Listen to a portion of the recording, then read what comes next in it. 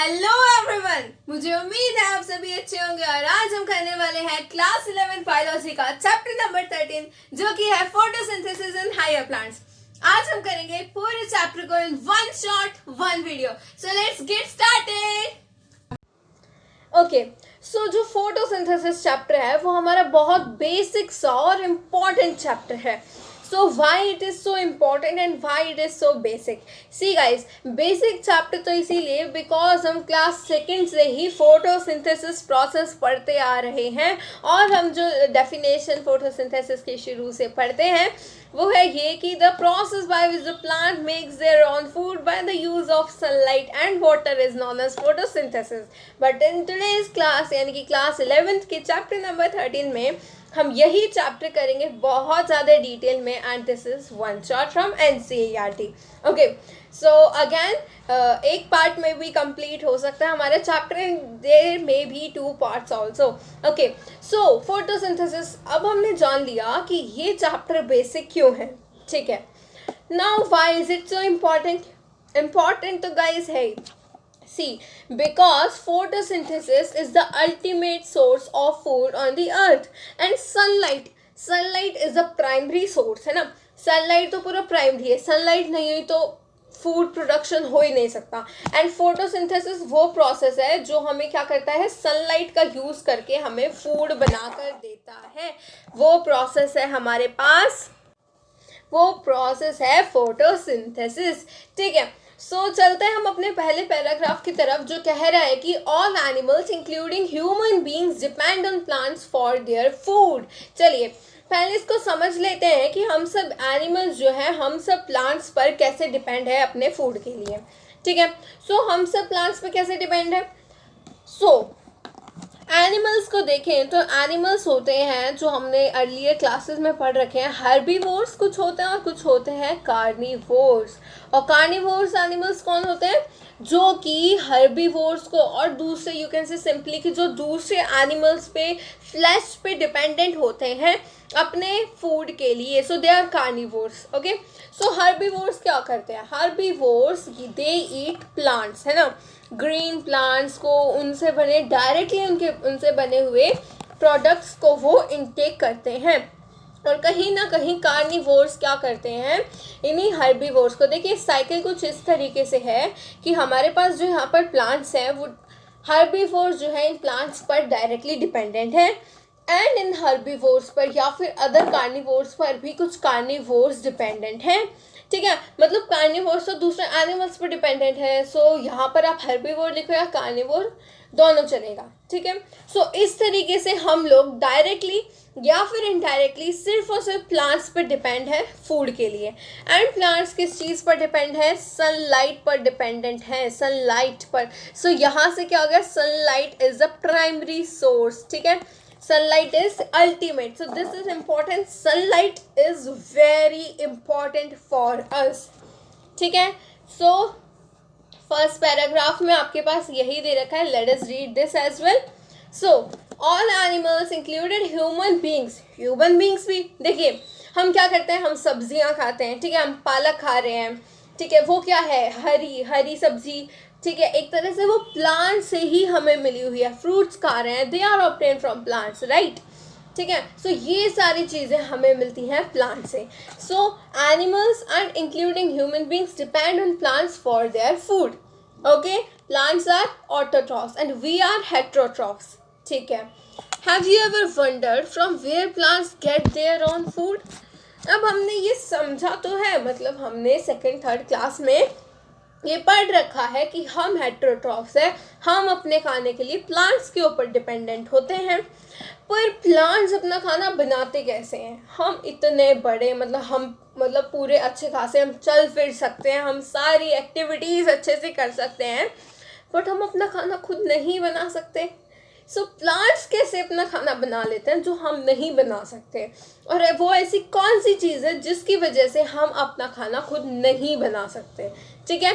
सो उसको हम पढ़ेंगे इस चैप्टर के बारे में, वो इंटरेस्टिंग चीज़ आएगी इस चैप्टर में, ठीक है। सो green plants in fact have to make or rather synthesize the food they need and all other organisms depend on them for their needs. The green plants make और रादर सिंथेसाइज, ओके सो ये हमने read कर लिया, and इसी वजह से क्या करते हैं, ऑटोट्रॉफ्स कहलाते हैं। ओके सो ऑटोट्रॉफ्स इसीलिए कहलाते हैं क्योंकि जो ग्रीन प्लांट्स है वो अपना खाना स्वयं बनाते हैं through the process known as photosynthesis. And photosynthesis का मतलब सबको पता है ना, फोटो मीन्स लाइट, ठीक है, एंड सिंथेसिस मीन किसी चीज़ को बनाना, ठीक है, फूड की synthesis, food production. So light की हेल्प से जो फूड की प्रोडक्शन होती है उसी को हम क्या कहते हैं, फोटोसिंथेसिस। और ये कौन करते हैं, हमारे प्लांट्स करते हैं, ठीक है। Now you have learned that the autotrophic nutrition is found mainly in plants and all other organisms that depend upon the green plants for food are known as heterotrophs, ठीक है। अभी मैंने इस टर्म से रिलेट करा कि हम लोग heterotrophs and plants क्या है, autotrophs हैं।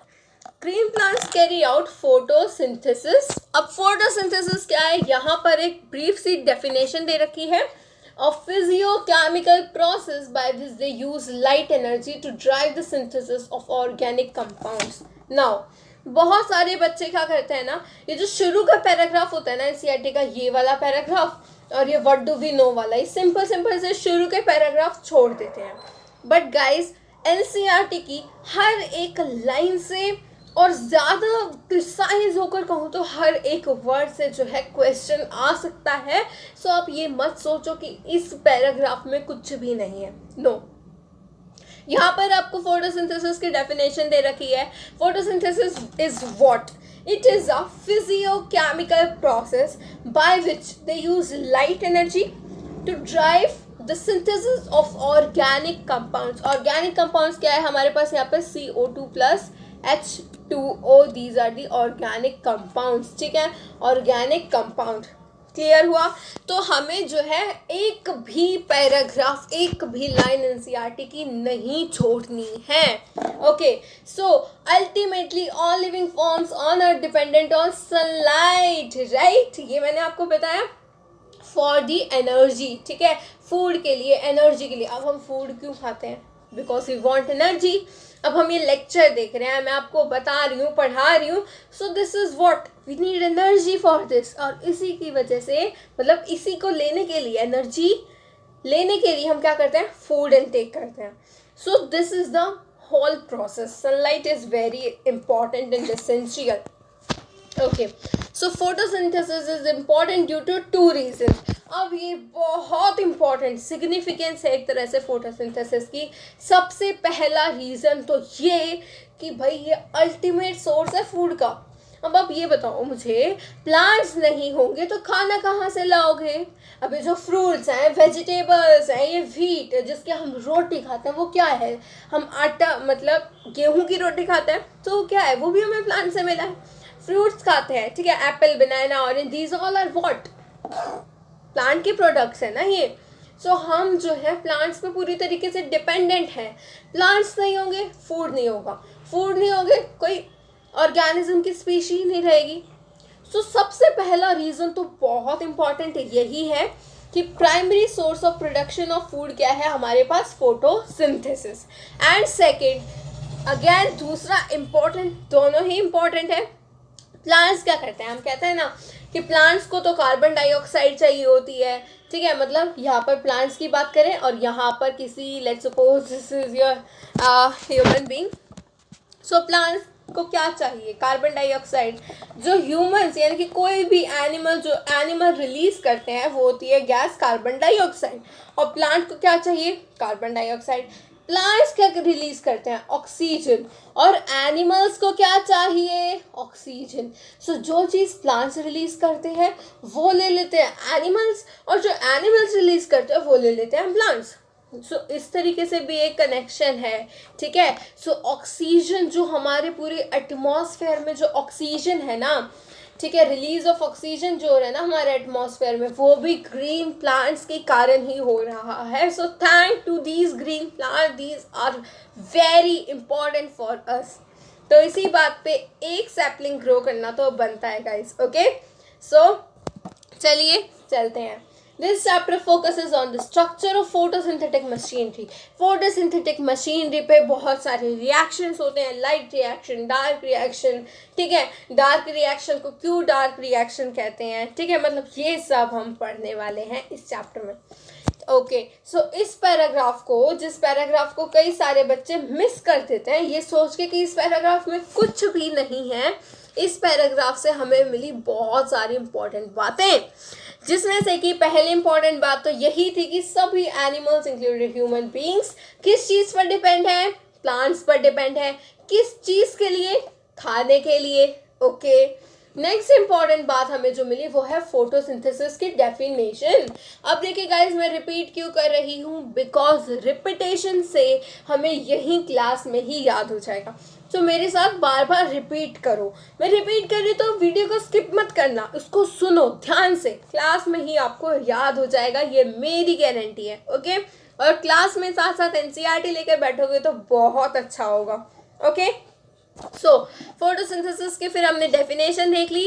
It is a physiochemical process जिसमें क्या होता है, लाइट एनर्जी यूज होती है. किस चीज़ के लिए, ऑर्गेनिक कंपाउंड्स की सिंथेसिस के लिए. ठीक है, ऑर्गेनिक कंपाउंड्स की सिंथेसिस के लिए. ये क्या है, ग्लूकोज 6 कार्बन शुगर. ठीक है, क्या है ये, ऑर्गेनिक कंपाउंड है. सो इस चीज़ की सिंथेसिस के लिए. ठीक है, दूसरा पॉइंट हमें ये मिल गया फोटोसिंथेसिस की डेफिनेशन. तीसरा पॉइंट है कि भाई जो सनलाइट है, this is the ultimate primary source of food on the earth. मतलब not on food, we can say energy. ठीक है, एनर्जी का जो है सनलाइट है, क्योंकि फोटोसिंथेसिस भी सनलाइट से ही होता है. And fourth point is your significance, जो कि बहुत ज़्यादा इंपॉर्टेंट है. ठीक है, फोटोसिंथेसिस की definition and significance are most important. इसको आप करेंगे याद. Now what do we know, हम क्या जानते हैं. चलिए देखते हैं कि हम क्या जानते हैं. Let us try to find out what we already know about photosynthesis. Some simple experiments you may have done in the earlier classes have shown that chlorophyll, green pigment of the leaf. Chlorophyll क्या है, green pigment है हमारी leaf का. ठीक है, chlorophyll से तो हम सब क्लोरोफिल को तो जानते हैं कि क्लोरोफिल क्या है, ग्रीन पिगमेंट है हमारी लीफ का. और जिन बच्चों को नहीं पता वो इस पर स्टार मार्क करो और हाईलाइट कर लो. ठीक है, सो यहाँ पर हमें क्या कह रखा है कि हमने पहले कुछ अर्लियर क्लासेस में 5th 6th में भी हमने एक्सपेरिमेंट्स कर रखे हैं कि chlorophyll is essential, light is essential and CO2 is essential. CO2 का तो शायद ही आप में से किसी बच्चे ने कर रखा होगा. ठीक है, तो चलिए देखते हैं हर एक experiment in detail. So starch formation का सबसे पहले हम देखेंगे एक्सपेरिमेंट की. स्टार्च फॉर्मेशन का जो एक्सपेरिमेंट है उसको हम क्या है, चेक करेंगे कि स्टार्च फॉर्मेशन कैसे होता है. 2 लीव लेंगे, एक है वेरीगेटेड लीव और एक है लीव जो कि पार्शियली कवर्ड है ब्लैक पेपर से. So let us draw a leaf here. ठीक है, सो हम यहाँ पर अच्छी खासी एक लीव बनाएंगे एंड यहाँ पर इसको हम पार्शियली कवर कर देंगे ब्लैक पेपर से. ठीक है, let's suppose this to be the black paper. ठीक है, ये क्या है हमारे पास, ब्लैक पेपर. इसने क्या है, पूरी तरीके से हमारी हाफ लीफ को क्या कर दिया, कवर कर दिया. अब जब इसने पूरी तरीके से हाफ लीफ को कवर कर दिया तो फिर यहाँ पर सनलाइट पहुँचने के चांसेस कितने हैं, 0% चांसेस. ठीक है, मतलब यहाँ पर किसी भी तरह की सनलाइट नहीं आएगी. और यहाँ पर कुछ देर बाद, कुछ समय बाद जब हमने लीव्स को टेस्ट करा तो यहाँ पर इस वाले पोर्शन में फोटोसिंथेसिस टेस्ट आया पॉजिटिव एंड इस पोर्शन में फोटोसिंथेसिस टेस्ट आया नेगेटिव. यानी कि इस वाले पोर्शन में स्टार्च सिंथेसिस हुई पॉजिटिव एंड इस वाले पोर्शन में स्टार सिंथेसिस नहीं हुई. सो बहुत इंपॉर्टेंट कंक्लूजन क्या है इस चीज़ का, कंक्लूजन याद रखेंगे कि लीव्स मतलब जो फोटोसिंथेसिस है उसमें presence of light is essential, very important. ठीक है, एंड नाउ दूसरा एक्सपेरिमेंट CO2 के लिए. बट उससे पहले का देखो, हमें जो पहले इक्वेशन बता देना, एम्पेरिकल इक्वेशन अगर मैं बोलूँ तो फोटोसिंथेसिस की, that is CO2 + H2O give CH2O + O2. सो ये क्या है, एम्पेरिकल इक्वेशन है. अब इसे जो हम अर्लियर क्लासेस में पढ़ते थे, हमें डायरेक्टली इक्वेशन बता दी जाती थी और हमें लगता था कि ये जो हमें चीज़ें हैं ना, मतलब कार्बन डाइऑक्साइड चाहिए, वाटर चाहिए, ये हमें बचपन से ही पता है। नहीं, ऐसा नहीं है। हमें जो है फोटोसिंथेसिस जो है बहुत बड़ा कॉन्सेप्ट रहा है रिसर्च और डिस्कवरी के लिए। हर एक चीज़ किस तरीके से कैसे हुई, किस चीज़ की रिक्वायरमेंट है, कब है, हर एक चीज़ की डिस्कवरी करना हर साइंटिस्ट के लिए बहुत इम्पॉर्टेंट था। क्योंकि फोटोसिंथेसिस मैंने आपको बताया, 2 इम्पॉर्टेंट सिग्निफिकेंस बताई, ठीक है। सो आप समझ सकते हैं बहुत लंबी रिसर्च हिस्ट्री चली है। वापस आते हैं अपने टॉपिक पे, CO2 के लिए, ठीक है। CO2 की मतलब CO2 एसेंशियल है या नहीं है, इस चीज़ के लिए हम यहाँ पर टेस्ट करने जा रहे हैं। हम क्या करेंगे, अगेन वी विल डू, एक लीफ लेंगे, ठीक है, और इसके आधे पोर्शन को एक टेस्ट ट्यूब में डाल देंगे और उस टेस्ट ट्यूब के अंदर डालेंगे हम KOH socked cotton, KOH socked cotton, ठीक है। यहाँ पर हमने डाल दी KOH सॉक्ड कॉटन, मतलब कि हमने कॉटन का पीस डाला जिसके अंदर क्या है, उसने KOH सॉक कर रखा है, ठीक है। KOH सॉक्ड कॉटन विच एब्जॉर्ब CO2। देखो ये बहुत इंपॉर्टेंट है। KOH क्या करता है, क्यों डाला हमने, KOH जो है सारी CO2 को एब्जॉर्ब कर लेगा। टेस्ट ट्यूब में जितनी भी CO2 पहले से थी या जो अब मतलब बाद में आ गई या पहले से जो प्रेजेंट थी CO2, वो सारी CO2 एब्जॉर्ब करने का हमारे पास ये KOH जो हमने KOH सॉक्ड कॉटन डाली है, ठीक है। क्लियर हुआ। नाउ अब इस सेटअप को हमने while the other leaf is expose to air, देखो अब यहाँ पर जो मैंने आपको ड्रॉ करके दिखाया था, ये क्या है, टेस्ट ट्यूब में, और ये क्या है, पूरी लीफ जो है ये लाइट है, यहाँ पर लाइट फॉल कर रही है, ठीक है। So while the other half leaf is expose to the air, the setup is then placed in light for some time. On testing for the presence of starch later in the 2 parts of the leaf, you must have found, अब हमें क्या मिलेगा, देखो simple सा फंडा है। यहाँ पर हमने वो सॉफ्ट कॉटन यानी कि यहाँ पर कार्बन डाइऑक्साइड नहीं है, यहाँ पर हमें मिल रही है सनलाइट एज वेल एज हमें क्या मिल रही है, कार्बन डाइऑक्साइड। दोनों चीज़ों के मिलने के कारण क्या होगा, यहाँ पर स्टार्च का टेस्ट आएगा पॉजिटिव एंड यहाँ पर जो है स्टार्च का टेस्ट आएगा नेगेटिव। इतना क्लियर हुआ सबको, ठीक है। This show that CO2 is required for photosynthesis, ठीक है। सो अभी तक हमने क्या करा, फिर से रिपीट कर लेते हैं कि हमने करे 2 एक्सपेरिमेंट, जिसमें कि पहले एक्सपेरिमेंट था कि हमने आधी लीफ को, जो हमारे पास लीफ थी, आधी लीफ को हमने ब्लैक पेपर से कवर कर दिया, जिसके कारण हमारे पास उस आधी लीफ पे जिसपे हमने ब्लैक पेपर डाला था उसके ऊपर किसी भी तरह की सनलाइट रीच नहीं कर पाई। और सनलाइट रीच नहीं कर पाई तो जब हमने वहाँ पर स्टार्च टेस्ट किया, ठीक है, तो स्टार्च टेस्ट करने पर उस पर्टिकुलर पोर्शन पे लीफ के वहाँ पर स्टार्च टेस्ट आया नेगेटिव, और जो पोर्शन ऑफ द लीफ जो कि ब्लैक पेपर से कवर नहीं था, वहाँ पर जब हमने स्टार्च टेस्ट किया तो वहाँ पर स्टार्च टेस्ट आया पॉजिटिव। सो इस बात से कंक्लूड होता है that sunlight is essential. Second हमने जो एक्सपेरिमेंट करा that is also known as a Moll half leaf experiment, जिसमें हमने क्या किया, आधी लीफ, जैसे यहाँ पर जो हमने एक्सपेरिमेंट करा, ठीक है, मॉल हाफ लीफ एक्सपेरिमेंट। तो दूसरे एक्सपेरिमेंट में क्या है कि हमने जो लीफ है उसको टेस्ट ट्यूब, आधी लीफ को टेस्ट ट्यूब के अंदर डाल दिया, ठीक है, वहाँ पर KOH सॉक्ड कॉटन रख दी, जिसके कारण वहाँ पर जितनी भी वहाँ पर CO2 थी उस पर्टिकुलर टेस्ट ट्यूब में सारी सॉक कर ली उस KOH ने, एंड वहाँ पर CO2 की प्रेजेंस नहीं रही, जिस वजह से अगेन जब हमने स्टार्च टेस्ट किया तो उस पोर्शन में जहाँ पर जो कि टेस्ट ट्यूब के अंदर थी वहाँ पर स्टार्च टेस्ट नेगेटिव आया, और जो बाहर था जिसमें सनलाइट भी आ पा रही थी, CO2 भी आ पा रही थी, उस पोर्शन में स्टार्च टेस्ट पॉजिटिव आया, ठीक है। सो आई होप आपको ये दोनों एक्सपेरिमेंट बहुत अच्छे से क्लियर हो गए, ठीक है। सो हमें बेस बनाना था बहुत इंपॉर्टेंट, और आई होप ये आपको याद भी हो गए। Now coming on to the early experiments, सबसे पहले हम पढ़ेंगे जोसेफ प्रीस्ली का एक्सपेरिमेंट, ठीक है। सो अब हम जल्दी से कर लेते हैं। जोसेफ प्रीस्ली 1770 में एक्सपेरिमेंट करा, और एक हिडन वेरी इंपॉर्टेंट लाइन अभी हाईलाइट करो अपनी बुक्स में, he discovered oxygen in 1774। Question आ सकता है कि ऑक्सीजन को की डिस्कवरी किसने करी, ऑक्सीजन डिस्कवरी किसने करी? So your answer should be Joseph Priestley in the year 1774। अब इसको कैसे याद रखोगे? देखो, इन्होंने अपने एक्सपेरिमेंट में क्या किया था, बेल जार लिया इन्होंने, उसको पूरा अच्छे तरीके से कवर होता है जैसे बेल जार, वहाँ पर रखा माउस और वहाँ पर रखी कैंडल।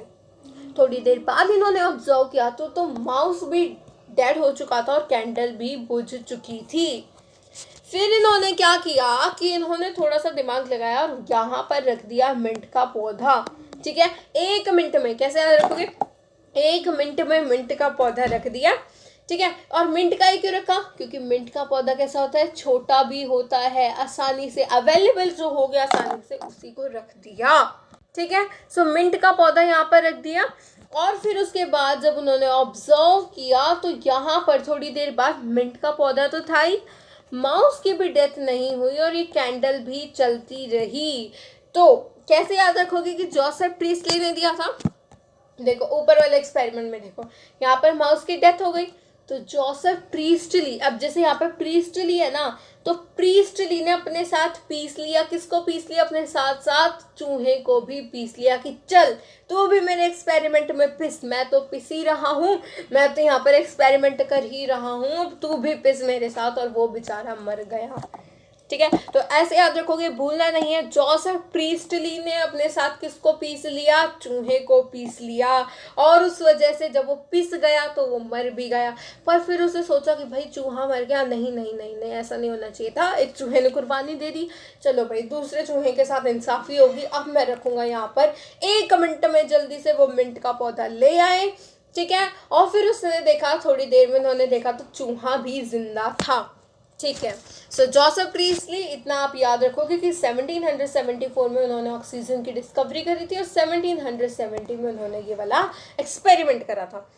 और याद रखने के लिए बात ये है कि जोसेफ प्रीस्टली ने हाइपोथेसिस क्या दिया था, that plants restore the air whatever breathing animal and burning candles remove. ठीक है, सो ब्रीदिंग एनिमल्स जो है, अब देखो आज तो हमें पता है एनिमल क्या रिलीज कर रहा है, CO2। ठीक है, और बर्निंग कैंडल के लिए क्या चाहिए हमें, कंबशन के लिए O2 चाहिए। यहाँ पर भी O2 की रिक्वायरमेंट है, यहाँ पर भी O2 की रिक्वायरमेंट है। O2 कौन दे रहा है? पौधा दे रहा है। तो आई होप जोसेफ प्रीस्टली का एक्सपेरिमेंट सबको क्लियर हो गया। Now using a similar setup, ठीक है, मतलब जो प्रीस्टली, हमने अभी तक प्रीस्टली के सेटअप की बात करी, जोसेफ प्रीस्टली के हमने यहाँ पर सेटअप की बात करी ऊपर, तो यहाँ पर भी हम प्रीस्टली के सेटअप की ही बात कर रहे हैं। ठीक है, ओके, तो इसी एक्सपेरिमेंट में उन्होंने क्या किया, मतलब इसी सेटअप को यूज़ करके, सेटअप मतलब कि यही जो यहाँ पर बेल जार रखा था और यहाँ पर एक प्लांट था, एक माउस था और एक कैंडल थी, इस सेम सेटअप को यूज़ करने के बाद जो हमारे पास जो साइंटिस्ट जैन इंगेनहाउस है, ठीक है, जैन इंगेनहाउस ने क्या किया, सी गाइस यहाँ पर लिखा हुआ है ना, using the similar setup the one used by Joseph Priestley, but by placing it once in dark and once in sunlight। बहुत important है। डिफरेंस क्या हुआ, देखो इसी सेटअप को एक बार तो सनलाइट में रख दिया, ठीक है, और एक बार इसी सेटअप को फिर डार्क में रख दिया। ठीक है, ऐसे करके इन्होंने इसकी जगह बदलती रही, मतलब ये इसकी जगह बदलते रहे, सो दैट उनको क्लियर हो जाए कि सनलाइट एक एसेंशियल प्रोसेस है या नहीं। ठीक है, तो उन्होंने जब ऐसा किया, बार बार अपने सेटअप को डार्क में फिर लाइट में रखा, तो उनको क्लियर हो गया कि sunlight is essential to the plant processes. ठीक है, तो क्वेश्चन में अराइज कि प्रीस्टली का जो सेटअप था, यूजिंग अ सिमिलर सेटअप, या फिर आप कोई भी आ सकता है, using the similar setup as one use by Priestley but by placing it once in the dark and once in the sunlight। तो यहाँ पर क्वेश्चन में राइज कि हम किस साइंटिस्ट की बात कर रहे हैं, फिर scientist. Okay, so your answer should be Jan Ingenhousz. ठीक है, क्लियर हुआ सबको? सो जैन इंगेनहाउस ने क्या शो किया था, दैट सनलाइट इज एसेंशियल। ठीक है, समराइज करते हैं जल्दी से। जोसेफ प्रीस्टली ने क्या करा था, डिस्कवरी ऑफ ऑक्सीजन यहाँ पर जितने भी साइंटिस्ट की बात होगी लगभग सभी ने 2-3 कंट्रीब्यूशन दिए हैं, ठीक है। तो जोसेफ प्रीस्टली का फर्स्ट था discovery of oxygen. Second hypothesis क्या दिया था कि जो प्लांट्स मतलब जो हम एनिमल्स हैं वो जो एयर रिलीज करते हैं वो प्लांट्स क्या कर लेते हैं, रीस्टोर कर लेते हैं और उसके बदले अच्छी हवा मतलब उनको दे देते हैं। Plants restore the air whatever the breathing animals and burning candle remove. So this is the hypothesis given by the Priestley, ठीक है। जैन इंगन हाउस ने अभी तक क्या किया है, प्रीस्टली का वो जो सेटअप था बेल जार सेटअप, ठीक है, उसको यूज करके एक बार उसको लाइट में रख दिया, एक बार डार्क में रख दिया, सो दैट वो बता सके कि लाइट एसेंशियल है या नहीं। सेकेंड एक्सपेरिमेंट जो इन्होंने करा वो था एक एक्वेटिक प्लांट के ऊपर, ठीक है। Ingenhouse is an elegant experiment with an aquatic plant show that in bright sunlight, small bubbles were formed around the green parts while in the dark they did not. Later he identified these bubbles with that of oxygen. Hence he showed that only the green part of the plant that could release oxygen. See, हमारे पास यहाँ पर जिस plant की बात हो रही है वो है हाइड्रिला, ठीक है। तो हाइड्रिला है वो प्लांट, तो देखिए कुछ इस तरीके से, ओके। सो यहाँ पर हमारे पास एक चैम्बर में रखा है हमारा ये प्लांट हाइड्रिला और हमने क्या किया, लेट्स सपोज हियर, सो हमने क्या किया है, जब इसको सनलाइट में रखा तो फिर यहाँ ग्रीन पार्ट्स के पास से क्या आ रहे थे, बबल्स रिलीज हो रहे थे। एंड जब हमने इसको डार्क में रख दिया, डार्क में रखते टाइम ये बबल किसी भी तरह का कोई भी बबल यहाँ पर नहीं आया, ठीक है। So let's talk about the light first. तो लाइट में रखने पे जो बबल्स आए, ठीक है, एंड वो बबल्स किस चीज़ के थे, अभी मैंने आपको बताया ना किस चीज़ के थे, these bubbles of oxygen. And एक बात और ध्यान से, ग्रीन पार्ट्स के पास ही आए ये बबल्स, सारी जगह नहीं आए, very important. So these bubbles are oxygen bubbles, ठीक है। सो इम्पॉर्टेंट है कि only the green parts of the plant could release oxygen. So this is also second contribution given by the Jan Ingenhouse. So दो question देखिए, एक scientist में दो question पूछे जा सकते हैं क्योंकि यहाँ पर दो स्टेटमेंट हर एक साइंटिस्ट की दे रखी है, okay. Now coming to the next scientist, it was not until 1854 that Julius von Salk provided evidence for production of glucose when plants grow.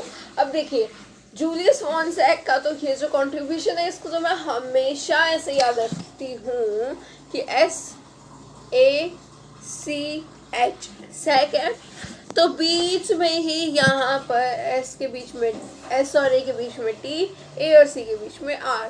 तो इन्होंने क्या किया था, स्टार्च के ऊपर थोड़ी सी बात करी थी, तो यहाँ से मुझे याद रहता है, ठीक है। तो चलिए बढ़ते हैं, आप भी ऐसे याद रख सकते हो, बहुत आसान और बहुत इम्पॉर्टेंट तरीका भी है, ठीक है। So Sachs provided evidence for production of glucose when plants grow. So Sachs ने कहा कि ग्लूकोज बनता है, ये प्लांट्स कैसे ग्रो करते हैं, ग्लूकोज बनता है।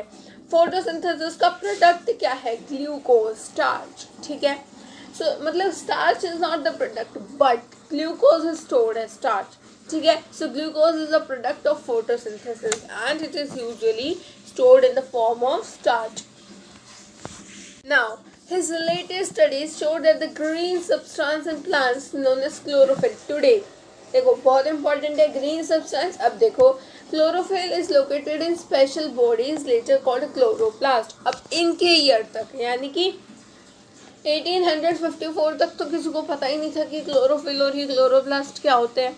तो इन्होंने कहा कि जो जो ग्रीन स्पेशल बॉडीज है ना, जिनको आज हम कहते हैं क्लोरोप्लास्ट, उनके अंदर ग्रीन सब्सटेंस होते हैं जिनको हम कहते हैं chlorophyll with in the plants. He found that green parts in plant is where glucose is made. देखो हमने अभी क्या देखा था, ग्रीन पार्ट से ही ऑक्सीजन रिलीज हो रही है, ठीक है। किसके एक्सपेरिमेंट में, इंगेनहाउस के एक्सपेरिमेंट में। अब हम जूलियस वॉन सैक के एक्सपेरिमेंट में क्या देख रहे हैं, that the green parts on the plant is where the glucose is made and the glucose is stored as starch, ठीक है। तो यही है, सिर्फ इतना है जूलियस वॉन सैक का जितना अभी हमने 11th में पढ़ा है। तो जल्दी से समराइज कर लो क्या क्या पढ़ा। फर्स्ट हमने पढ़ा कि they give evidence for production of glucose when plants grow, and glucose किस फॉर्म में स्टोर होता है, स्टार्च की फॉर्म में स्टोर होता है। ठीक है, उन्होंने जब डीप में स्टडी करी तो पता लगा कि एक स्पेशल बॉडी होती है प्लांट के अंदर, जिसके अंदर इस बॉडी को क्या बोलते हैं, क्लोरोप्लास्ट। उसके अंदर क्या होती है, उसके अंदर होती है ग्रीन कलर की पिगमेंट, जिसको हम क्या बोलते हैं, क्लोरोफिल। क्लियर हुआ सबको? ठीक है, दिस इज द क्लोरोफिल। ठीक है, सो यहाँ पर जो है यही वो पार्ट्स हैं, ओनली जो ग्रीन पार्ट्स होते हैं हमारे प्लांट के, वही फोटोसिंथेसिस करते हैं, वही स्टार्च बनाते हैं। Now considering the next important experiment, बहुत इंपॉर्टेंट है TW एंगलमैन का एक्सपेरिमेंट। ठीक है, बहुत इंटरेस्टिंग भी है। Now what he did, using a prism, इन्होंने एक प्रिज्म लिया। प्रिज्म की बात तो आप सबने सुनी ही होगी, है ना। प्रिज्म क्या करता है, वाइट लाइट को स्प्लिट कर देता है। Now we can not draw white light here. ठीक है, तो let's suppose this to be white light. Okay, so यहाँ पर स्प्लिट में क्या होगा, विबग्योर। ठीक है, ओके, सो जितने भी कलर हमारे पास यहाँ पर थे मैंने उनका यूज़ करके आपको शो करने की कोशिश करी। सो this is something like VIBGYOR. ठीक है, सो एक प्रिज्म में से जब हम वाइट लाइट को स्प्लिट करते हैं, this is the prism, and जब हम यहाँ पर वाइट लाइट को स्प्लिट करेंगे तो ऑब्वियस सी बात है हमें जो शेड्स मिलेंगी दैट विल बी विबग्योर। ठीक है, विबग्योर। ओके, नाउ उन्होंने क्या किया, एक प्रिज्म लिया और उन्होंने वाइट लाइट को, मतलब वहाँ पर जो स्पेक्ट्रल कंपोनेंट्स है उसको किसके ऊपर इल्यूमिनेट कर दिया, ग्रीन एल्गा, क्लेडोफोरा।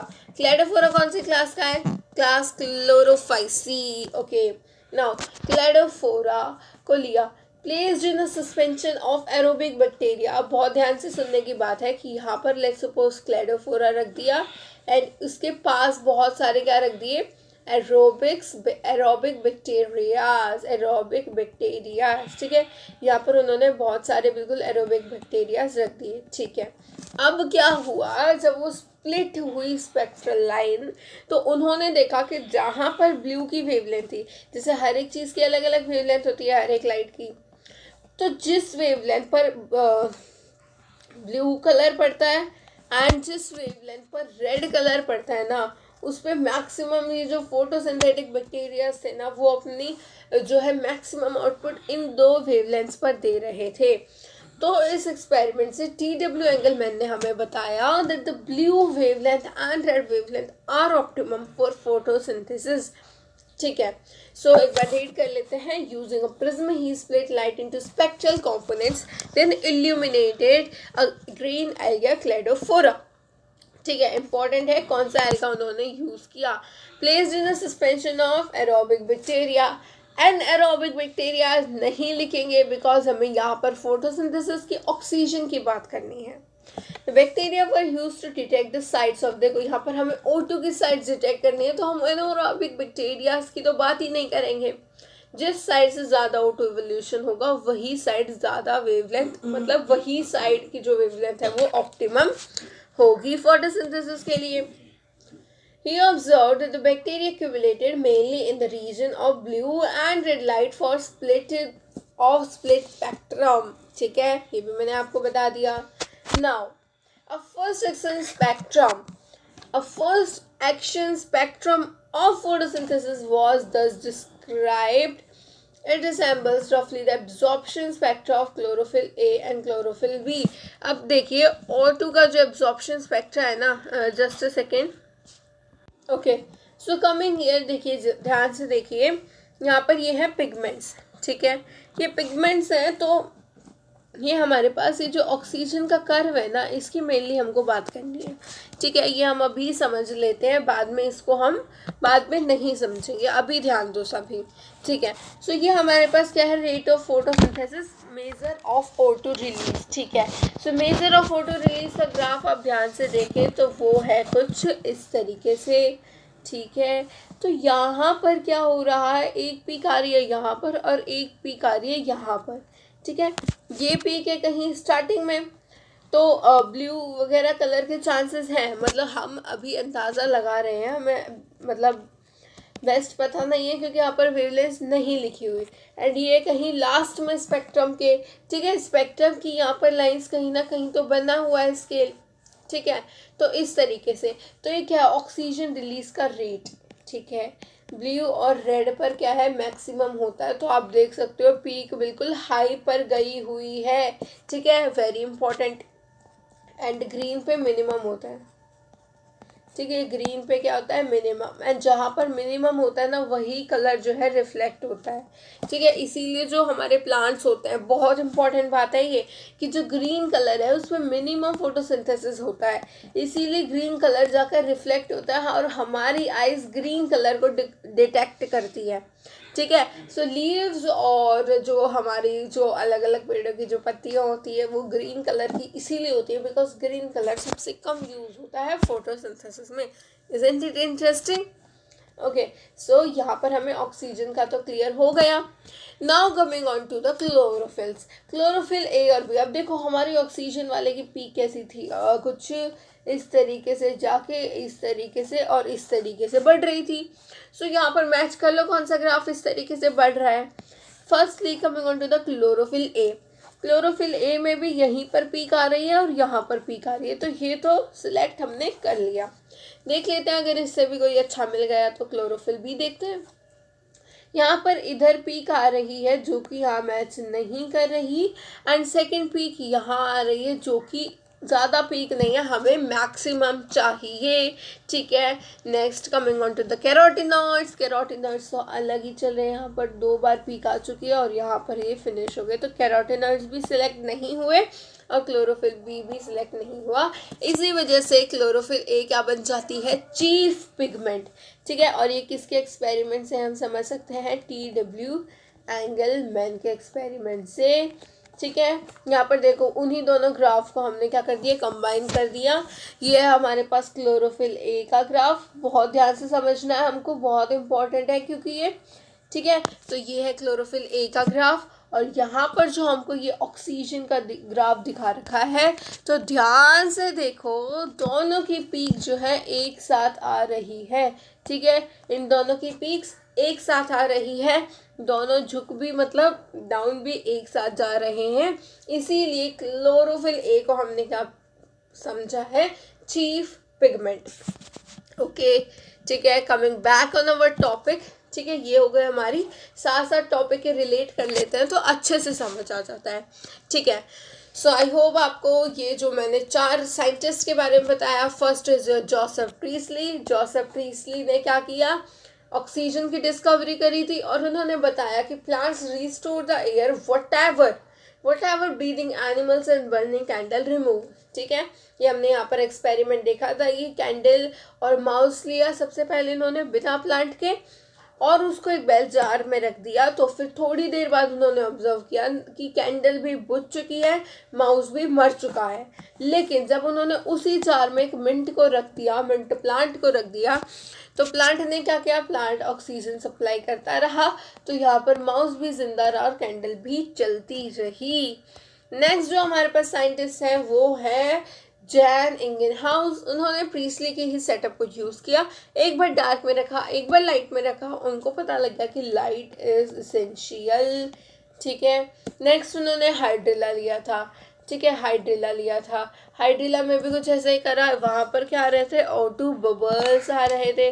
तो कौन से पार्ट से आ रहे थे O2 बबल्स, जहाँ पर जो कि ग्रीन पार्ट्स है हमारे प्लांट के, वहाँ पर क्या आ रहे थे, O2 बबल्स, उसके अलावा किसी और प्लांट मतलब पार्ट में नहीं आ रहे थे। तो उन्होंने कहा कि green part of the plant are that which can release oxygen, only green parts ही जो है हमारे एक पर्टिकुलर प्लांट के वो ऑक्सीजन रिलीज कर सकते हैं। फिर हम चले जूलियस वॉन सैक में इन द ईयर 1854। मैंने आपको बताया कि सैच को आप स्टार से याद रख सकते हो, ठीक है, हमें बस 2 लेटर्स इंक्लूड करने हैं यहाँ पर, ठीक है। उन्होंने बताया कि जो ग्लूकोज है that is a product of photosynthesis, ठीक है, glucose is the product of photosynthesis, ठीक है। फिर हमारे पास TW एंगलमैन आए जिनका एक्सपेरिमेंट बहुत इंपॉर्टेंट है। क्लेडोफोरा पे उन्होंने वाइट लाइट स्प्लिट करी, उनको पता लगा that red and blue wavelength of the visible spectrum are optimum. Optimum क्या होता है, देखिए इंपॉर्टेंट वर्ड आया ऑप्टिमम। ठीक है, मैंने आपको कहा ऑप्टिमम फॉर फोटोसिंथेसिस। ऑप्टिमम का मतलब होता है जो कंडीशंस, हम जिस कंडीशन की बात कर रहे हैं ना, जिस कंडीशन को हम ऑप्टिमम कह रहे हैं, यानी कि इस कंडीशन पे बेस्ट रिजल्ट्स आएंगे। This you can write in your notebook because ये वर्ड रिपीट होता है, not in only this chapter but मतलब बहुत जगह काम आता है। सो ऑप्टिमम इज द वर्ड जो कि इंडिकेट करता है हमें कि बेस्ट रिजल्ट्स हमको कहाँ पर मिल रहे हैं। Okay, so this is the empirical equation CO2 plus H2O in the presence of light gives CH2O plus evolve O2 and O2 is necessary। ये आपको जानना इम्पॉर्टेंट है कि O2 is a by product because वो oxygen बनाने नहीं निकले थे प्लांट्स, ऑक्सीजन तो निकल गया। ठीक है, so now coming on to the Cornelius van Niel. Important, Cornelius van Niel ने क्या कहा, वो एक माइक्रोबायोलॉजिस्ट थे, इम्पॉर्टेंट है, माइक्रोबायोलॉजिस्ट थे कॉर्नेलियस वान नील। उन्होंने कहा कि भाई मैं तो purple and green sulphur bacteria, मतलब मैं तो बैक्टीरिया पे स्टडी करता हूँ, पर यहाँ पे मेरे पास जो पर्पल एंड ग्रीन बैक्टीरिया है ना, जो कि फोटोसिंथेसिस शो करते हैं, ठीक है, वो किस चीज़ का यूज़ करते हैं, वो H2S का यूज़ करते हैं। ठीक है, एंड वहाँ पर वो ऑक्सीजन, जैसे ऑक्सीजन इवॉल्व करते हैं ना प्लांट्स, वो ऑक्सीजन इवॉल्व नहीं करते, वो सल्फर इवॉल्व करते हैं। तो हो सकता है कि यहाँ पर हम यहाँ पर जो ऑक्सीजन है वो CO2 इवॉल्व ना करके H2O स्प्लिट होकर ये ऑक्सीजन दे रहा हो। सो एक बहुत इंपॉर्टेंट बात इन्होंने कह दी। ठीक है, so Cornelius van Niel demonstrated that the photosynthesis essential light dependent reaction. ये तो हमें पता लग गया क्योंकि लाइट की प्रेजेंस में हो रहा है, तो ये लाइट डिपेंडेंट रिएक्शन है। ठीक है, in which hydrogen forms a suitable oxidising compound. ठीक है, हमेशा क्या है, हाइड्रोजन एक ऑक्सीडाइजिंग कंपाउंड बनता है, उसके साथ जो भी एलिमेंट होता है वो उसको ऑक्सीडाइज मतलब कर देता है। Compound reduces carbon dioxide to carbohydrates. देखिए ग्रीन प्लांट्स में H2O होता है hydrogen donor and oxidise to O2। ठीक है, some organism do not release O2 during photosynthesis. ठीक है, जो O2 यूज़ नहीं करते क्योंकि वो H2O, यानी कि उनको वाटर चाहिए ही नहीं फोटोसिंथेसिस के लिए। ठीक है, so when H2 is acted as the hydrogen donor, यहाँ पर H2S बन जाता है हाइड्रोजन डोनर और S से रिलीज हो जाता है। ठीक है, now he inferred that the O2 evolved by the green plant comes from H2 and not from carbon dioxide। ठीक है, तो कार्बन डाइऑक्साइड से हमारे पास ये ऑक्सीजन नहीं आती, H2O से आती है। एंड इसको बाद में रेडियो आइसोटोपिक टेक्निक से किसने क्लियर कर दिया, NCERT में नहीं दे रखा, बट यहाँ पर दो साइंटिस्ट आए थे, र्यूबिन एंड कायमन। इन्होंने क्या किया, चलिए इनकी थोड़ी सी कंट्रीब्यूशन देखेंगे, बहुत इंटरेस्टिंग है। इन्होंने क्या किया ग्रीन प्लांट पे, ठीक है, let's suppose this your plant. ठीक है, अब इन्होंने क्या किया, ये मतलब ये समझने के लिए कि सच में ये ठीक कह रहे हैं नहीं, CO2 को नॉर्मल कर दिया। ठीक है, मतलब आइसोटोप के हिसाब से, एंड वाटर जो है वो हैवी वाटर दे दिया। ठीक है, वाटर क्या कर दिया, हैवी दे दिया। ठीक है, जैसे O18 हो गया ना, तो O18 करके और यहाँ पर आ गया O simple 16। Just a second, okay, ऊपर लिख देते हैं हम 16 एंड यहाँ पर आएगा 16 एंड 2, सॉरी यस 18 एंड यहाँ पर आएगा 18 एंड 2। ठीक है, सो यहाँ पर ऑक्सीजन इस तरीके का है एंड कार्बन डाइऑक्साइड में ऑक्सीजन इस तरीके का है। फिर जब हमने ऑब्जर्व किया ना, तो जो रिलीज हो रही है ना ऑक्सीजन, वो आई हैवी ऑक्सीजन जो कि रिलीज हो रही है। सो यहाँ से बिल्कुल क्लियर हो गया कि जो ऑक्सीजन है that comes from water and not from carbon dioxide. ठीक है, सो कॉर्नेलियस वैन नील का भी हमको ये एक्सपेरिमेंट क्लियर हो गया। Okay, so now the correct equation photosynthesis की वो ये है, करेक्ट जो इक्वेशन है। ठीक है, ये क्या थी, yes it is the empirical equation, ये वाली नहीं, ये वाली जो ऊपर दे रखी है, ठीक है। This is the empirical equation and this is the correct equation. Okay, now ये इक्वेशन क्या कह रही है? ये कह रही है H2O या फिर S। कुछ ऑर्गेनिजम्स H2O लेते हैं, वाटर का यूज़ करते हैं, और कुछ ऑर्गेनिज्म H2S लेते हैं। तो यहाँ पर जो यूज़ किया वही यहाँ पर निकलेगा। And CH2O, this is the glucose and this is water, ठीक है। नाउ यहाँ पर ये इक्वेशन अब हमको थोड़ी सी एक्सप्लेन कर रखी है। This is the equation. तो C6H12O6 जो है वो ग्लूकोज को रिप्रेजेंट कर रहा है। इट इज 6 कार्बन शुगर, ठीक है। बायोमोलिक्यूल्स में हम जो है डीप में पढ़ेंगे 6 carbon sugar, 5 carbon sugar, pentose sugar, hexose sugar. Okay okay okay.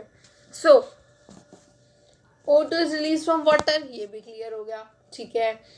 This was proved using radioisotopic techniques. Note that this is not a single reaction but description of a multi-step process called photosynthesis. Now photosynthesis is not a single step process. बहुत लंबा process जो है हमारा photosynthesis है, ठीक है। जो हम इतनी सी इक्वेशन में रिप्रेजेंट करते हैं वो इतनी सी इक्वेशन बहुत बड़ी है, ठीक है। बहुत ज़्यादा चीज़ें यहाँ पर होती हैं। तो सबसे पहले हम जान लेते हैं क्लोरोप्लास्ट के बारे में। Site of photosynthesis is the chloroplast. Chloroplast कहाँ पर लोकेटेड होते हैं? मीजोफिल सेल्स में। बहुत इंपॉर्टेंट है, दोबारा रिपीट करो। Chloroplast are located in mesophyll cells. Chloroplast are located in mesophyll cells in the leaves, ठीक है। अब देखो मीजोफिल सेल्स कहाँ है? लीव्स में। मीजोफिल सेल्स के अंदर देखो, लीव्स के अंदर क्या है? Mesophyll cells. मीजोफिल सेल्स के अंदर क्या है?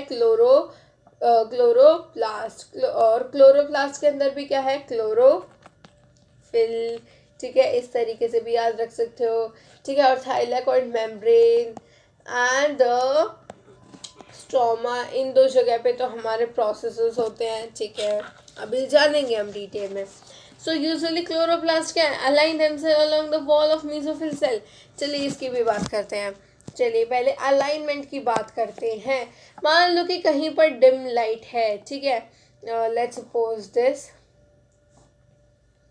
मान लो कि कहीं पर क्या है? डिम लाइट आ रही है। तो ये जो क्लोरोप्लास्ट होंगे, ठीक है, डिम लाइट, तो ये क्लोरोप्लास्ट अपने आप को इस तरीके से अरेंज कर लेंगे पूरे, सॉरी इस तरीके से नहीं, इस तरीके से अरेंज कर लेंगे, क्योंकि ये पूरे ऊपर की तरफ सभी क्लोरोप्लास्ट ऊपर चले जाएंगे कि जितनी भी लाइट आ रही है वो सारी इनके ऊपर पड़नी चाहिए।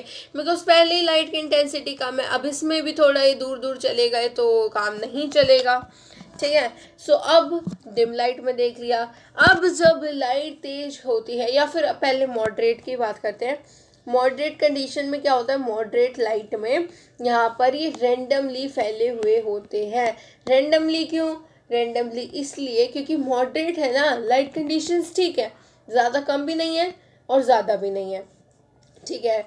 और अगर यहाँ पर मैं बात करूँ, अगर यहाँ पर पूरी बढ़िया तरीके से हाई लाइट इंटेंसिटी है, हाई लाइट इंटेंसिटी है, तो क्या होगा? तो क्या होगा? अब ज़्यादा लाइट इंटेंसिटी है तो भी वो ज़्यादा भी नहीं झेल पाएंगे। तो क्या करेंगे हमारे ये और क्लोरोप्लास्ट ये अपने आप को साइड वॉल्स पर अलाइन कर लेंगे, ठीक है। साइड वॉल्स पर जो है अलाइन कर लेंगे सारे क्लोरोप्लास्ट अपने आप को। सो आई होप आपको अलाइनमेंट का कॉन्सेप्ट भी जो है वो क्लियर हो गया कि अगर डिम लाइट होगी तो पूरे अपर पोर्शन पर यहाँ पर सभी जो है अपने आप को अलाइन कर लेंगे। अगर यहाँ पर लाइट हाई इंटेंसिटी होगी तो साइड वॉल्स पे अलाइनमेंट हो जाएगी। एंड अगर मॉडरेट लाइट इंटेंसिटी है तो पूरे में रैंडम वो चीज़ें, मतलब वो क्लोरोप्लास्ट फैल जाएंगे। ओके, सो नाउ सबसे पहले हम देखते हैं क्लोरोप्लास्ट का ब्यूटीफुल सा स्ट्रक्चर। ओके, सो इस स्ट्रक्चर में हमें क्या क्या दे रखा है? This is your chloroplast. And chloroplast के बारे में 2 पॉइंट लिख लो। It is a double membrane organelle. Double membrane organelle लिखेंगे सभी मेरे साथ, double membrane organelle. And it is a semi, so organelle भी लिखना है आप सबको। It is a semi autonomous organelle, ठीक है। सो डबल मेम्ब्रेन है, 2 मेम्ब्रेन्स का है, सेमी ऑटोनॉमस। सेमी ऑटोनॉमस हमने क्यों कहा? सेमी ऑटोनॉमस ऑर्गेनेली हम उनको बोलते हैं जिनके पास खुद का जेनेटिक मटेरियल होता है, ओके। एंड क्लोरोप्लास्ट के पास खुद का जेनेटिक मटेरियल है, इसीलिए हमने क्लोरोप्लास्ट को क्या कहा? It is a semi autonomous organelle, ठीक है। एट डबल मेम्ब्रेन है, 2 मेम्ब्रेन्स यहाँ पर प्रेजेंट हैं, ठीक है। सो यहाँ पर ये ध्यान से देखो, सो this is the outer membrane, ठीक है। ये क्या है? आउटर मेम्ब्रेन है ये वाली, ठीक है। और ये क्या है? इनर मेम्ब्रेन है, ठीक है, okay. Now these tiny structures, these all are what? These are ribosomes, these are ribosomes. And बहुत इंपॉर्टेंट, ये जो आपको इतने लंबे लंबे जैसे सिक्के रख देते हैं लाइन में, इस तरीके से दिख रहे हैं ना, दीज आर ग्रेना। एंड एक सिंगुलर होगा तो हम बोलेंगे ग्रेनम, ठीक है। So let's study from here, okay. So ये जो हमें ब्राउन कलर की दिख रही है, these are the lipid droplets, ठीक है। And these are the ribosome, जिसकी हमने अभी अभी बात कर ली। एंड ये जो लिक्विड है ना, जैसे सेल के अंदर जो मैट्रिक्स पड़ा रहता है ना, उसको हम बोलते हैं cytoplasm.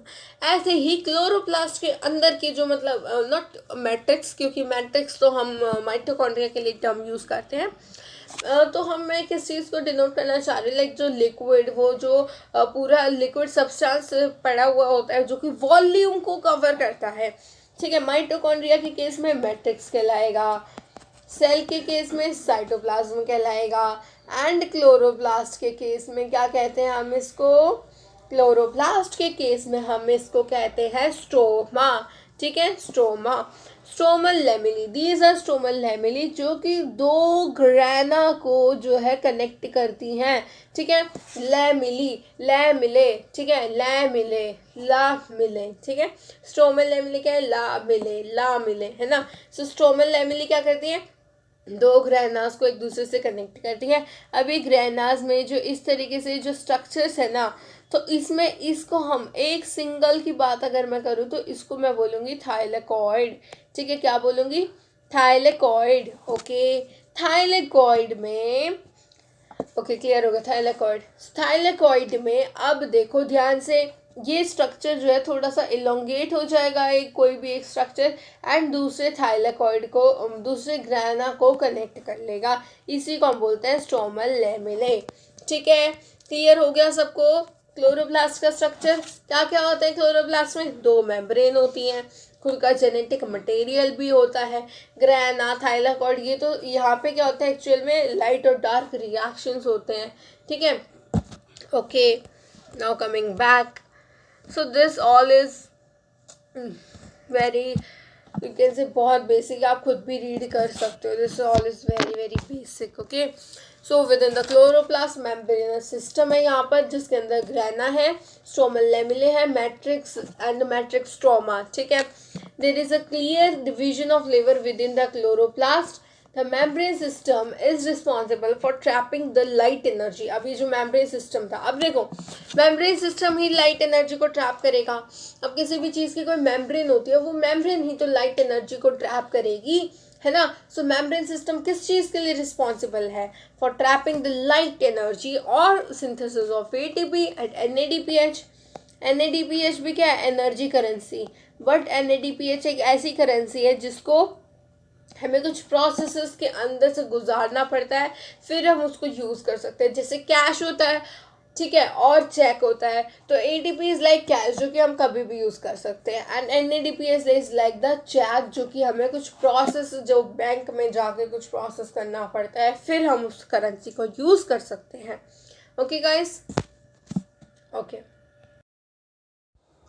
In stroma, enzymatic reactions are enzymatic reaction synthesise sugar, ठीक है। स्ट्रोमा में क्या होता है? रिएक्शंस होते हैं एंजाइम्स की हेल्प से, तो फिर वो क्या करते हैं? शुगर। शुगर क्या है हमारे पास यहाँ पे? शुगर देख के यहाँ पर किसी को कंफ्यूज नहीं होना, कोई कंफ्यूज मत होना। शुगर यहाँ पर हम जो है ग्लूकोज की ही बात कर रहे हैं, ठीक है। तो स्ट्रोमा में क्या हो रहा है? इन स्ट्रोमा एंजाइमेटिक रिएक्शंस हो रहे हैं, प्रोसेसेस हो रहे हैं जो कि शुगर की सिंथेसिस करते हैं, ठीक है, विच इन टर्म फॉर्म स्टार्च। अभी मैंने बताया था कि जो शुगर है वो स्टार्च की फॉर्म में स्टोर होता है। किस फॉर्म में स्टोर होता है? स्टार्च की फॉर्म में स्टोर होता है। ठीक है, सो जो स्ट्रोमा है वहाँ पर एंजाइमेटिक रिएक्शंस हो रहे हैं, they synthesise sugar which is in term form starch. The former set of reactions since they are directly light driven. देखिए, अब मैं बात करूंगी लाइट रिएक्शंस की एंड डार्क रिएक्शन की, very very important. Okay, so let's get started. ठीक है, सो जो केमिकल रिएक्शन जो कि डायरेक्टली लाइट पे डिपेंडेंट होते हैं ना, उनको हम बोलते हैं लाइट रिएक्शन, और जो डायरेक्टली लाइट पर डिपेंड नहीं होते उनको हम बोलते हैं dark reactions. Again, light reactions are also known as photochemical reactions, while the dark reaction are also known as carbon reactions. तो बात जो आपको याद रखनी है वो है ये कि जो light reactions होते हैं वो तो हमारे नाम से ही पता लग रहा है कि डायरेक्टली जो है लाइट पर डिपेंडेंट है, इसीलिए लाइट रिएक्शन नाम दे दिया। ठीक है, सो वो क्या है, लाइट के प्रेजेंस में अपने रिएक्शंस करते हैं, शुगर बनाते हैं। बट जो डार्क रिएक्शन है they are not directly dependent on light. यहाँ पर डार्क दे दिया, इसका मतलब ये नहीं कि नाइट के टाइम में हो गया ये प्रोसेसेस। हो तो सकते हैं ये डे के टाइम पे भी होंगे, ये डे में ऐसा नहीं है, होंगे ये डे में ही। ठीक है, लाइट के प्रेजेंस में ही होंगे, बट ये डायरेक्टली लाइट पर डिपेंड नहीं होंगे। लाइट रिएक्शन वो होता है कि भाई हाँ, हम रिएक्शन कर रहे हैं और अगर जब तक लाइट यहाँ पर आके गिरेगी नहीं हम अपना रिएक्शन प्रोसीड नहीं कर सकते। डार्क रिएक्शंस के साथ ये कोई प्रॉब्लम नहीं है, also known as carbon reactions. तो यहाँ पर क्या हो रहा है, they are directly not dependent on light, but वो लाइट रिएक्शन के जो प्रोडक्ट्स हैं उन पर डिपेंडेंट होते हैं।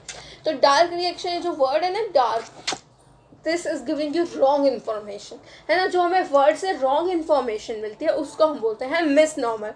So this is a मिसनॉमर। ठीक है, क्या ये मिसनॉमर है? इसको हमें क्या बोलना चाहिए था? लाइट इंडिपेंडेंट रिएक्शन, क्योंकि ये लाइट में भी होते हैं।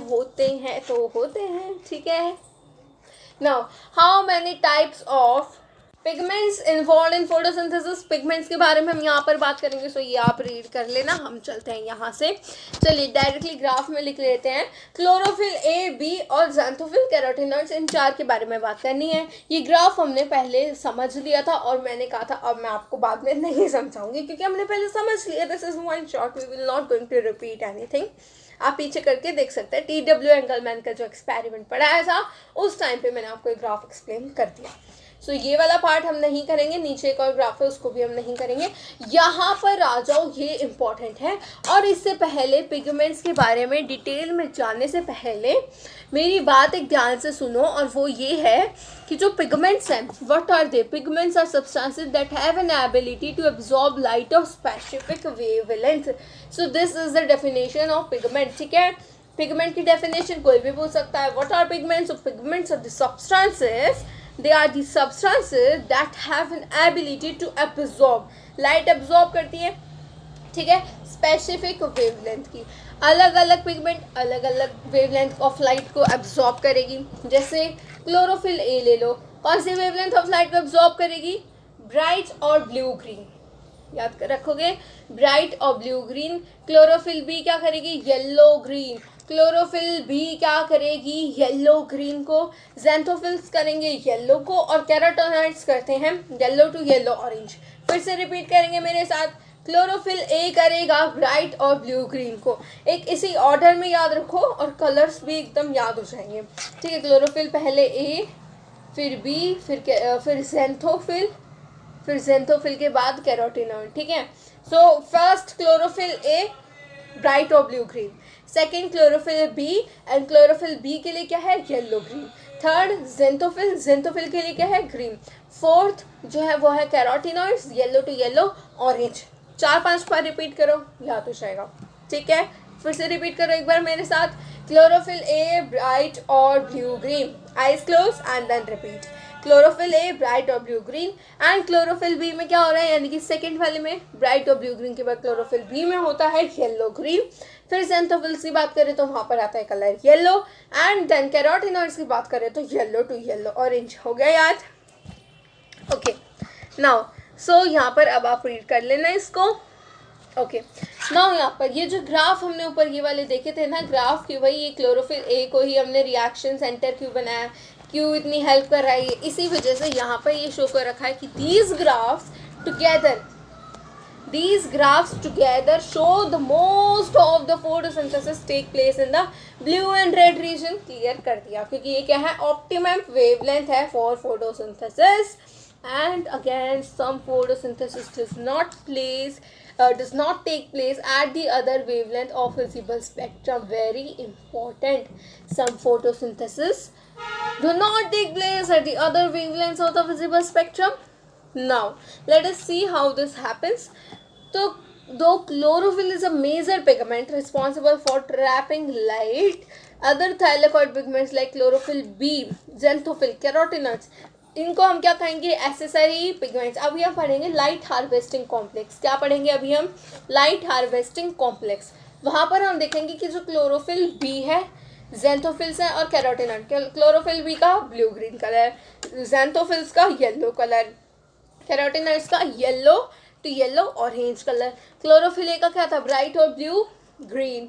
सो यहाँ पर जो है ये तीनों chlorophyll b, xanthophyll, carotenoids, these are accessory pigments, यानी कि जो हेल्प कर रहे हैं, जो कि अलग अलग वेवलेंथ को अब्सॉर्ब करते हैं, फिर पास कर करके क्लोरोफिल ए यानी कि रिएक्शन सेंटर को पहुँचा देते हैं.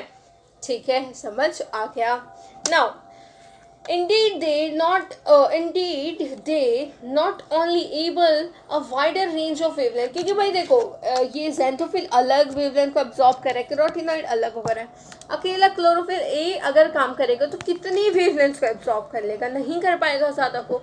तो फिर यहाँ पर ज़्यादा जो एसेसरी पिगमेंट्स हैं ज़्यादा वो यूज़ हो रही हैं, ज़्यादा वेवलेंथ को wider wavelength of incoming light to be utilized for photosynthesis, but also perfect chlorophyll A from photooxidation.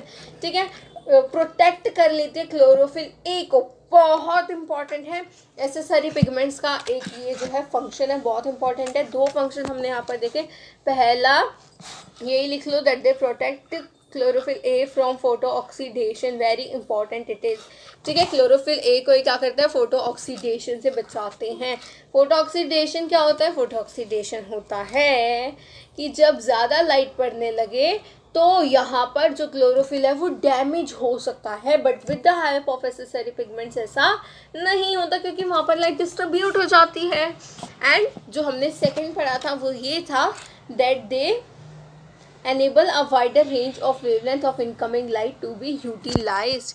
ठीक है, सो यहाँ पर ये फर्स्ट हो गया, protect chlorophyll from photo oxidation, and second is this enable wider range of wavelength of incoming light to be utilized. so these are, first इसको कह लो या इसको कह लो, दो पॉइंट मैंने आपको यहाँ पर बता दिए.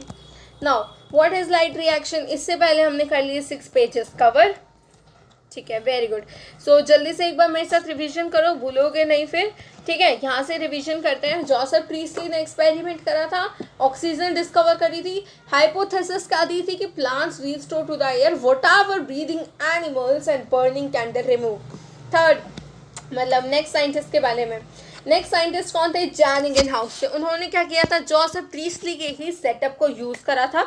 जोसेफ प्रीस्टली के ही सेटअप को यूज़ करा, उसको एक बार डार्क में रख दिया, एक बार लाइट में रख दिया, सो दैट उनको पता लग जाए कि sunlight is essential or not, whether sunlight is essential or not. तो यहाँ से कंक्लूजन निकला कि जब लाइट में रखा था वो पर्टिकुलर, तो यहाँ पर फोटोसिंथेसिस या फिर स्टार्च टेस्ट पॉजिटिव आ रहा था, और डार्क में यहाँ पर स्टार्च टेस्ट नेगेटिव आ रहा था. इस वजह से फोटोसिंथेसिस के लिए लाइट एसेंशियल है.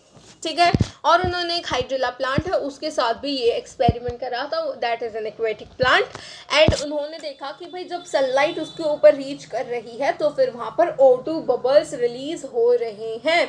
ठीक है, next in the year 1854 Julius von Sachs यहाँ पर जल्दी से लगा लो T&R, स्टार्च. ठीक है, इसी मेथड से हमने याद रखा है स्टार्च. ठीक है, सो उन्होंने बताया कि स्टार्च यानी कि ग्लूकोज जो है, प्लांट्स नीड ग्लूकोज. प्लांट किसकी प्रोडक्शन करता है? ग्लूकोज की, और प्लांट्स को चाहिए ग्लूकोज टू ग्रो. ठीक है, स्टार्च के फॉर्म में इसको जो है स्टोर कर लेते हैं, और स्पेशल बॉडीज होती हैं जिनको हम कहते हैं क्लोरोप्लास्ट, उनके अंदर स्पेशल पिगमेंट्स प्रेजेंट होती हैं जो कि लाइट को ट्रैप करने में हेल्प करती हैं। These are chlorophyll. ठीक है, नाउ नेक्स्ट है TW एंगलमैन का एक्सपेरिमेंट। उन्हें क्लैडोफोरा पे प्रिज्म से लेकर लाइट स्प्लिट करी, तो उन्हें मिला कि blue and red wavelengths are very very essential, और you can say optimum for photosynthesis. ठीक है, they are optimum for photosynthesis. Next आए हमारे पास कॉर्नेलियस ओ'नील। उन्होंने कहा कि भाई मेरे जो photosynthetic purple and green bacteria वो तो ऐसा करते हैं, आप अपना देखो। फिर रेडियो आइसोटोपी टेक्निक से बिल्कुल क्लियर हो गई इनकी बात कि भाई हाँ, H2O ही वो कंपाउंड है जो कि स्प्लिट होता है और ऑक्सीजन इवॉल्व करता है। ठीक है, र्यूबिन एंड कामिन, याद है ना। Now where does photosynthesis take place, तो वो होती है हमारे क्लोरोप्लास्ट में। लाइट और डार्क रिएक्शन बता दिया। Dark reaction word is a misnomer. Okay, then we have moved on the pigments. Pigments क्या होती हैं? पिगमेंट्स आर द सब्सटेंसेस जिनके पास स्पेशल एबिलिटी होती है जो कि वो एक पर्टिकुलर वेवलेंथ ऑफ लाइट को अपने अंदर एब्जॉर्ब कर सकते हैं। ठीक है, so pigments are special substances. Now फिर हमने टाइप्स ऑफ पिगमेंट देखे, chlorophyll A, chlorophyll b, xanthophylls and carotenoids. Xanthophylls yellow colour के, क्लोरोफिल ए क्या होता है? ब्राइट और ब्लू ग्रीन। क्लोरोफिल बी किस तरीके के होते हैं? Yellow green. एंड जो कैरोटेनॉइड्स होते हैं वो होते हैं येलो टू येलो ऑरेंज। ठीक है, ये हमने देखा कि भाई लाइट एब्जॉर्ब्ड, और जो ये ऑक्सीजन मतलब यहाँ पर लाइट एब्जॉर्ब्ड है, ठीक है, ये रेट ऑफ फोटोसिंथेसिस और ये एब्जॉर्प्शन को शो कर रहा है। ठीक है, ये यहाँ पर किस तरीके से फोटोसिंथेसिस हुआ, और ये हमारे क्लोरोफिल ए का ग्राफ है, तो दोनों एक ही तरफ मैच कर रहे हैं। ठीक है, इस तरीके से आप याद कर सकते हो। ठीक है, सो यहाँ पर ये क्या है, बेस्ट अपने रिजल्ट शो कर रहे हैं, दोनों मैच कर रहे हैं। That is why chlorophyll a is a reaction centre. ठीक है, याद रहेगा, रिएक्शन सेंटर। सो अभी तक हमने इतना ही डिस्कस करा। ओके, सो नाउ अब हम इस टॉपिक को स्टडी करने जा रहे हैं। This is what is light reaction. तो यहाँ पर ये देखो यहाँ पर this is what I want to explain. This is the primary acceptor. मान लो कि ये क्या है, chlorophyll a. No no no no, chlorophyll a ये नहीं होगा। क्लोरोफिल ए हम बोलेंगे reaction centre chlorophyll a. Let's suppose this. ठीक है, अभी बस ओवरव्यू ले लो, अभी डिटेल में समझाऊंगी। देखो ये क्या है, पिगमेंट मॉलिक्यूल्स, यानी कि एसेसरी पिगमेंट्स दीज आर। ठीक है, यहाँ पर एक तरह से फोटोन यहाँ पर आ रहा है, light photon of light receive हो रहा है यहाँ पर। तो ये पिगमेंट एब्जॉर्ब करिए, फिर इसको भेज दिया, फिर इसको भेज दिया, फिर इसको रिएक्शन सेंटर को मिल गया, और फाइनली वो चला गया प्राइमरी एक्सेप्टर के पास। अब एक और बात ध्यान से समझो, वो है ये कि जो थाइलेकॉइड मेम्ब्रेन होती है ना, जो थाइलेकॉइड मेम्ब्रेन होती है वहाँ पर क्या होता है, देखो ये थाइलेकॉइड मेम्ब्रेन होगा, ये है हमारे पास PS1 और सॉरी PS2 एंड ये है PS1। अब ये PS क्या है? PS इज फोटोसिस्टम्स होते हैं। ठीक है, आपने पढ़ा होगा, तो वन शॉट है, so I am not going in that detail. So photosystems होते हैं, तो ये फोटोसिस्टम 2 है, फोटोसिस्टम 1 है। ठीक है, सो हम यहाँ पर बोल रहे हैं कि ये photosystem 2 and photosystem 1 they are named on the basis of their discovery। ठीक है, ये जो सेकंड है ना, मतलब ये इस तरीके से नहीं है कि पहले रिएक्शन कौन सा करा रहा है। ठीक है, यहाँ पर फोटोन पड़ रहा है, यहाँ पर फोटोन पड़ रहा है, और उसके बाद ये जो इलेक्ट्रॉन्स पास होते हैं, फिर यहाँ जाते हैं, फिर यहाँ आते हैं, सो एक जेड स्कीम बनती है। इससे इनको कोई फ़र्क नहीं पड़ रहा। ठीक है, ये क्या कर रहे हैं, यहाँ पर हमने नेम किस बेसिस पर दिया है, on the basis of their discovery. ठीक है, बेसिस ऑफ देयर डिस्कवरी, ये बात इंपॉर्टेंट है। जो PS1 है यानी कि फोटोसिस्टम 1 जो है, और फोटोसिस्टम 2 जो है, ठीक है, ये 1 है और ये 2 है। ठीक है, अब पहले तो काम करता है 2 और फिर काम करता है 1, तो इसको ऐसे याद मत रखना कि भाई पहले 1 काम करेगा फिर 2 काम करेगा, नहीं। ठीक है, सो दिस इज़ इम्पॉर्टेंट। एंड जो PS1 है उसका आप ध्यान रखना कि जो वेवलेंथ होती है वो होती है 700 एंड 2 की होती है 680। अभी इसको भी हम पढ़ेंगे। Light reactions are photochemical phase, मतलब लाइट रिएक्शन और the photochemical phase includes light absorption. So light reaction क्या है, they include light absorption.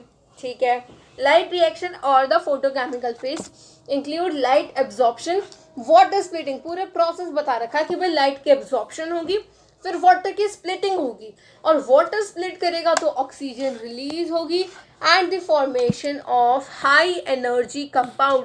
High energy chemical intermediates क्या है यहाँ पर? High energy chemical intermediates are ATP and NADPH। ठीक है, सबसे पहले क्या हुआ? लाइट रिसीव हुई, इलेक्ट्रॉन जैसे पास ऑन करे तो फिर यहाँ पर इलेक्ट्रॉन डिफिशियंसी हुई तो वाटर स्प्लिटिंग हुई तो ऑक्सीजन रिलीज हुई और फिर क्या बने? ATP एंड NADPH बने। Several protein complexes are involved in the process. The pigments are organized into discrete photochemical light harvesting complexes LHC। ठीक है, लाइट हार्वेस्टिंग कॉम्प्लेक्स को हम क्या बोलते हैं? LHC। Photo system 1, photo system 2, और ये हमने रीड कर लिया। Now light harvesting complex are made up of hundreds of pigment molecules bound to protein. This line is also important कि जो light harvesting compound है ना, they are made up of hundreds of pigment molecules bound to the proteins. hundreds of pigment molecules। ठीक है, so ये बात आप रखोगे याद कि जो light harvesting complex है वो कितनी पिगमेंट से बना है? hundreds of pigment जो कि प्रोटीन से बाउंडेड है। Each photosystem has all the pigments except one molecule of chlorophyll A।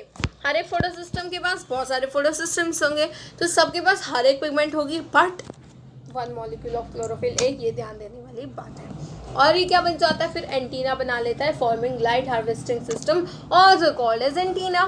So light harvesting system जो है उसको हम क्या बोलते हैं? Antenna, also known as antenna. इतना क्लियर हुआ?